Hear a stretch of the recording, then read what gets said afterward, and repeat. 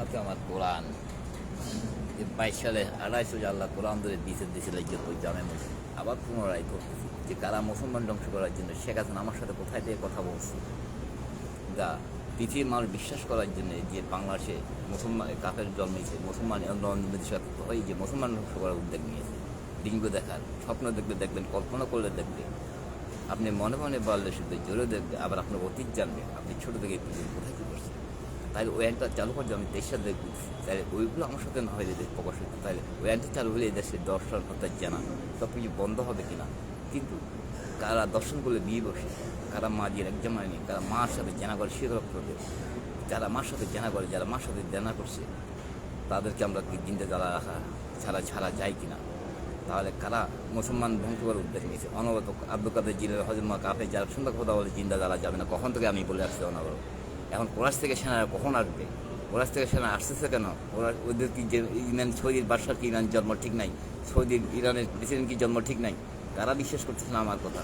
এগুলো আমার সাথে শত প্রমাণ আছে, আমার মোবাইল রেকর্ড এবং অনেক স্বীকারোক্তি। আমার কীভাবে লিঙ্গ দেখে, কীভাবে আমার কী দেখি কী লেখি, বাংলার ব্যাংকে ডিস্ট্রিক্ট গেলে সেনাবাহিনীর পাসওয়ার্ড কীভাবে জেনে যাওয়ার যে প্রকল্প দেয় মুসলমান ধ্বংস করে, তাহলে ওদেরকে আমরা জিন্দা না যারা ছাড়বো না কেন। সারা পৃথিবীতে মুসলমান যারা ধ্বংস করার উদ্যোগ নেবে তাদেরকে আমি জিন্দা রাখার জন্য, মুসলমানের প্রতি আর চোখ তাকানোর জন্য, সাহস না পাওয়ার জন্য।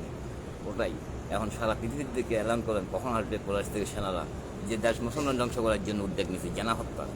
আমি আজিয়া মাদ্রাসা আবার আল্লাহ কোরআন ধরে বিচার দিলাম সবার কাছে, পৃথিবীর যারা অন্যায় প্রতিবাদ করে আসবে, জিনের বাসার আমার সাথে যেন আল্লাহ অ্যাড করে দেয়। জিনদের আমি জিন ইনসান নিয়ে নামতে চাই, জিনের বাসাতে যেন যারা আমার সাথে অ্যাড হবে তাদের যেন আল্লাহ যেন ব্যবসা হারাম করে দেয়। যারা এই মুসলমান ধ্বংস করার উদ্যোগ নিতে, জানা হত্যা উদ্যোগ নিতে, তাদেরকে যেন আমরা জিন্দা রাখতে পারি।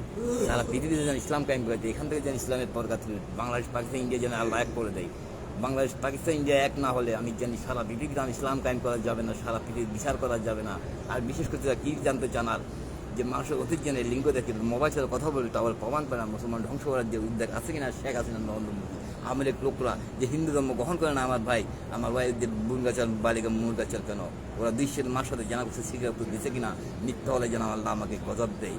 আর ওদের আমাকে আল্লাহ যেন জিন্দা দাঁড়ায়, আমাকে জিন্দা জ্বালা আহ্বান আনি কখন থেকে যে মিথ্যা হলে এগুলো যে প্রকল্প বাংলার ব্যাংক টাকার স্বর্ণ টাকাটি মারা হত্যা কারা করছে, ওদেরকে আমরা জিন্দা দিতে পারবো না। আগে আল্লাহ না থাকলে আইনও দেখ, I don't talk too much.